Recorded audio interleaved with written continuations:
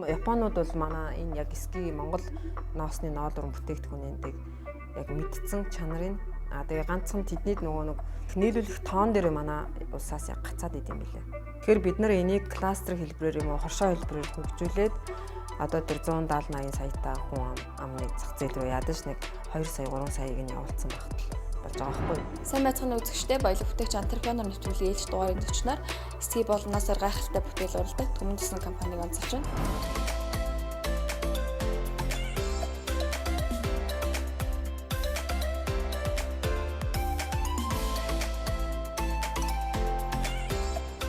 За намайг Чимэдодын амар жагаал гэдэг. Би Завхан аймгийн Тасан цэнгэл сумын иргэн. Тэгээд 2014 оноос Улаанбаатар хот руу орж ирж ажиллаж амьдарч байгаад 16 онд төрийн албанаас гараад хувийн бизнесийн салбарт ер нь өөрийгөө сорж үзье гэж шийдэж орсон байгаа. Тэгээд миний өөрийн үндсэн мэргэжил бол хөдөлмөрийн эдийн засагч, аман автозамын инженер мэргэжилтэй. Тэгээд 16 оноос хойш бизнесийн маш олон салбаруудыг судалсан. Тэгээ бас өөрийгөө бизнес эхлэхэд бэлдэж нэлээд сургалтуудад хамрагдсан. Хамгийн одоо боломжтой одоо урт хугацаанд тогтвортой байх боломжтой малын гаралтай түүхий дээр хийсэн бүтээгдэхүүний үйлдвэрлэл илүү одоо боломжтой байна биднэрт гээд. Тэгээд энэ хоньны ноосны үйлдвэрлэлийг эхлээд явж байгаа.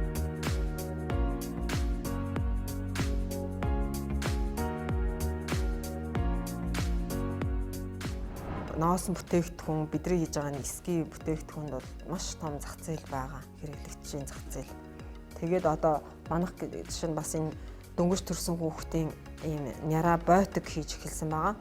Тэгээ энийг бас л бид нар нөгөө өөрсдийнхөө бидний амьдрал ахуйгаас л бас сэтэж гаргаж энэ бүтээгдэхүүнийг гаргаж илээ л да. Одоо бидний нөгөө хүүхд байхад ээж маань хүүхдийн нөгөө хүлэнд нь юу яадаг, үлгийтэй байхад даардаг. Тэгээл нөгөө хоньны ноос эсвэл нөгөө нэхий хүлэнд нь хийдэг.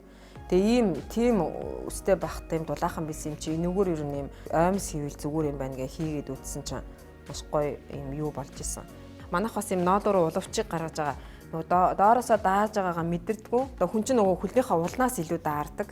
Тэгээ уул ингээд уланд ч гэсэн нөгөө хүний бүх эд эрхтний мэдээллүүд нэдэг. Тэгээ хүн улнаасаа л даарчингууд бүх үед даарчдаг юм байна лээ. Тэгээд би энийг нөгөө анх бас гаргаж байхдаа нэмгэн зузаанаар нь гаргасан өвлийн гутланд нь арай одоо бид нар бол өвлийн гутлынхаар энийг хийж байгаа. 100 бол энээс нингэн хийчдэг.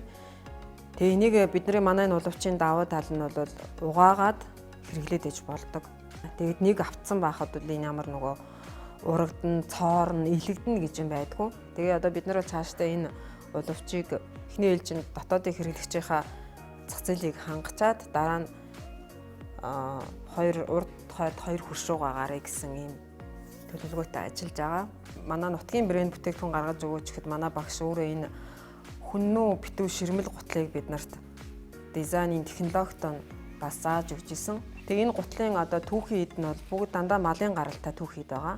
Ноос доотлох уулыг бол бид нар Монгол яг өхрийнхээ арьсыг Монгол аргаар боловсруулсан арьс ширээрээ хийцэн байгаа.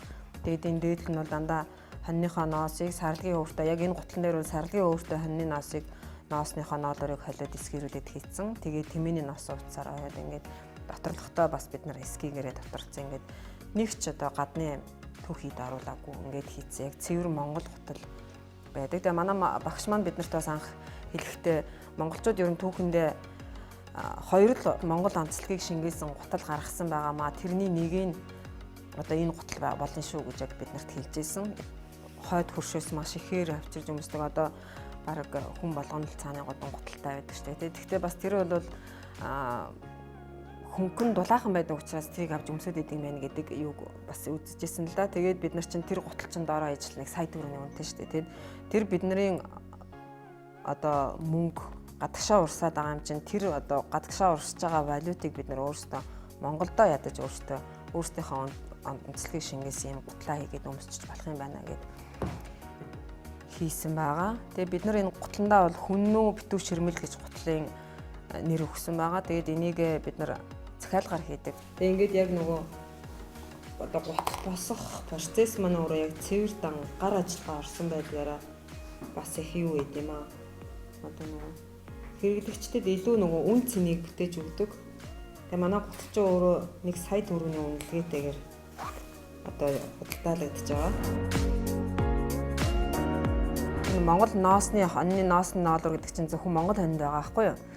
Тэгээд энэ ноосныхоо ноолуураар ингэж сайхан одоо түүхий идэ гаргаж байгаа юм чинь энүүгээрээ одоо өдөр тутмын гутлыг гаргая гэсэн яг ийм зорилго тавьсан. Одоо бид нар яг энэ гутлынхаа дизайн боловсруулалтынхаа хэсгээр явж байгаа л да.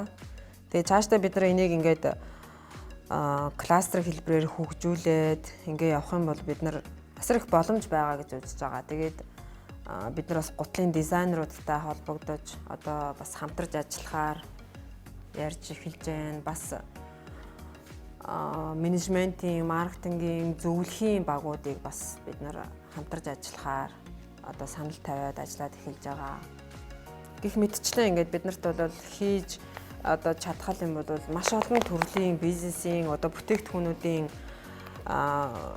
санаанууд төрлүүд байгаа учраас би одоо шинээр бизнес эхлэх гэж байгаа ч юм уу одоо бизнес нь эхлээд бас ингээд нөгөө жоохон зогсон байдалд орсон ийм хүмүүсээ бид нартай хамтраад энэ сайхан үйлдвэрлэл рүү ороод хамтдаа ингээд нөгөө дэлхийн зах зээл дээр гарья гэж уриалмаар байгаа. Бид нарт маш их боломж байгаа.